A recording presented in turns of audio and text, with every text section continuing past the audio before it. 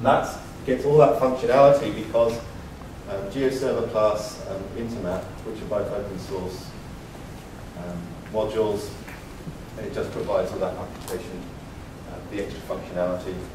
The team that are working on it are now considering also providing an open layers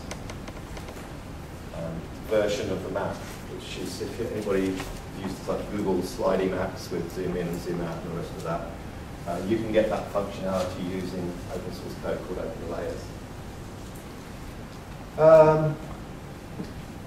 What we are doing with it, and what we missed out here when we were running through here is what Isabella from Morse was supposed to talk about, the environmental and geospatial data catalog. So this is a new system that will go online shortly, I hear, and is using this underneath. But because the user interface on this can be quite intimidating if you don't know all those little pieces of metadata that you're talking about here. They're using Silverstripe, which is a local firm and a content management system which is very popular, to do a user-friendly front end. And the nice thing is, because this is web service based, so you can have what we're going to call EGDC. So they'll have their own UI. Something we'll be doing in FBIS is that currently you can look at the metadata for the systems in FBIS on one of the pages there. So we can rip that out and just pull it directly from our underlying catalog. Just use a bit of CSS to format it up to the appropriate place. When you have a scientist who has a new data set that they're trying to put into something, whether it's going into there or there, you can create a custom form just in your own system, whatever toolkit you like to use, just to gather the pieces of information that they don't feel threatened by, and they don't have to spend a long time. And you can then use the web service to dump it into the catalog. So you don't have to take this look and feel. You can customize it up. It's proving fairly easy to use. For the techies among you, it's just runs on a Tomcat server.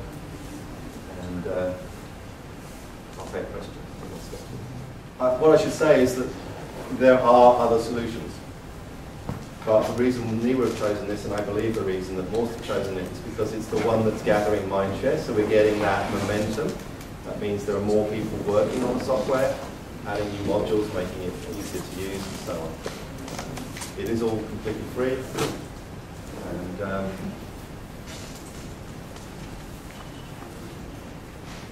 problem that is now, for us now, is not the technology. The problem is the social part. Convincing everybody that putting metadata into the system is going to benefit them in the long run and bring people to their data and expand the use of the data.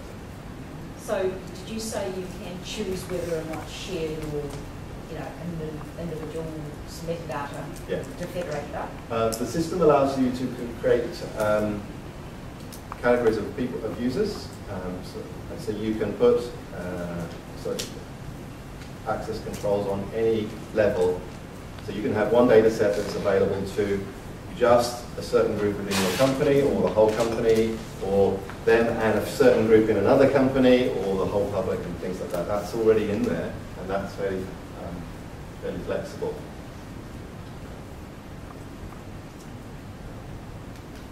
I haven't seen this yet. So and how much data has been sort of shared fairly widely so far? So it's picked up a lot of activity in Australia. Now, I can't remember the name of the site, but is it Open Blue Cat? I can't remember what it's called now. But there is a major environmental collection of data and metadata in Australia now, which is running behind this. I think if you just Google Geonetwork, you'll actually pick up a lot of different countries where they're starting to use this tool. They won't always look the same because, as you say, the front end is customized. Do you want to tell us what we're seeing? So this is the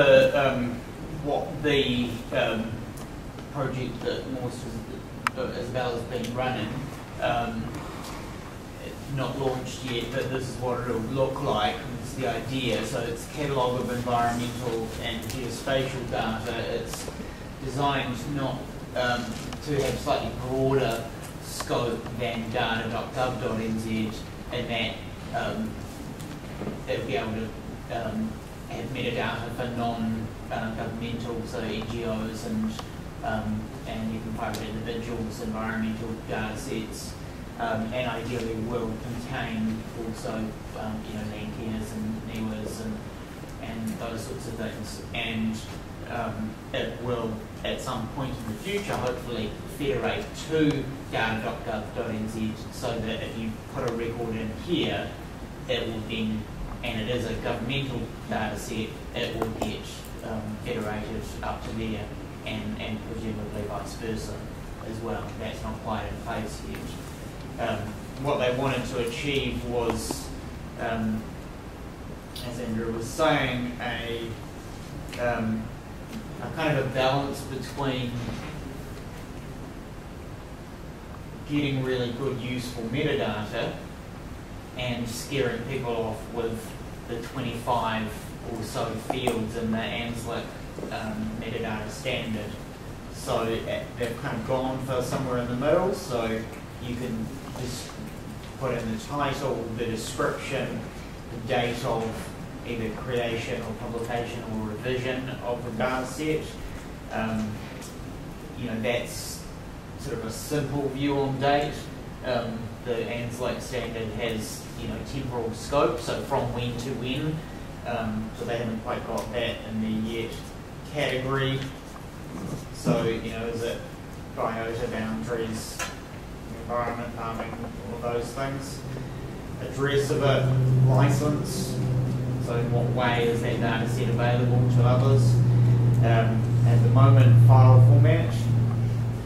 They're thinking about maybe some other field in there for in what way is it accessible? Is it downloadable? Is it just accessible through a web front end? Do you have to ring up and ask for it, as Isabella was saying?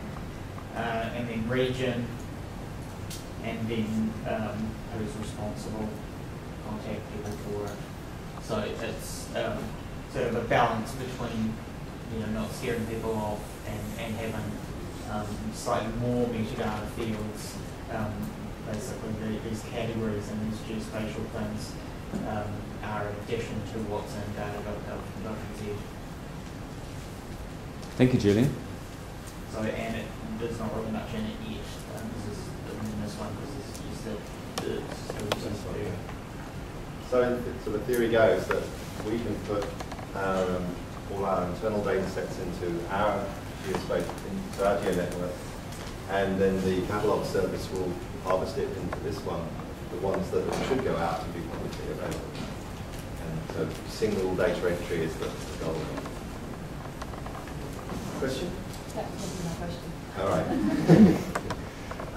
ANZLIC is a profile of the ISO standard. So that's a bit of a more specific explanation of what, when they say put this piece of information in, what they mean by this piece of information. And it's almost becoming a standard, certainly a Southern Hemisphere standard in its own right. So government adopted ANZLIC as the profile for the ISO standard that they're going to use and we will be using as well.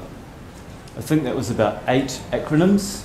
Yes. In that list of standards. We will list those on a page with the video and audio and URLs for this presentation.